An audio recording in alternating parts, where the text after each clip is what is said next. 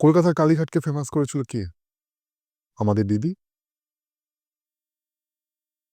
Famous করেছিলেন সন্তোষ রায়। তাই সন্তোষ রায়টা কি?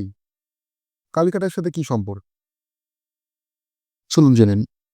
Welcome to day 12 in my 100 days challenge of exploring Calcutta's history. Santosh Roy ছিলেন সেই সাবর্ণ রায়চৌধুরীর বংশধর, যে সাবর্ণ রায়চৌধুরী কলকাতাকে বিক্রি করে দিয়েছিলেন ইংরেজদের কাছে।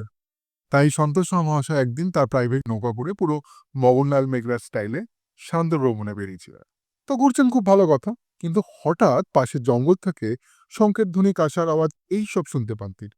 ব্যাস, বাঙালির কিউ অক্ষরের কিউরিসিটি জেগে গেল। অমনি তার মাঝিদেরকে তিনি আদেশ করলেন, নৌকা লাগাও।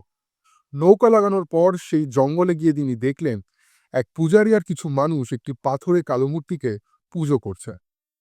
তা কি পুজো করছেন জিজ্ঞেস করার পর ওনারা জানান এই অঞ্চলটি নাকি সতীপীঠ, কারণ এখানে সতীমার পায়ের 4টি আঙ্গুল পড়েছিল। ব্যাস, তারপর আর কি, সেখান থেকে তিনি প্রণাম করে বেরিয়ে গেলেন এবং প্রায়শই সেই জায়গাটায় এসে তিনি মা কালীর পুজো দিতে। এবং এই ঘটনার পর থেকেই ইতিহাসে লেখা হয়ে গেল যে এই সন্তোষ রায় নাকি প্রথম কালীক্ষেত্রকে খুঁজে বের করেছিলেন।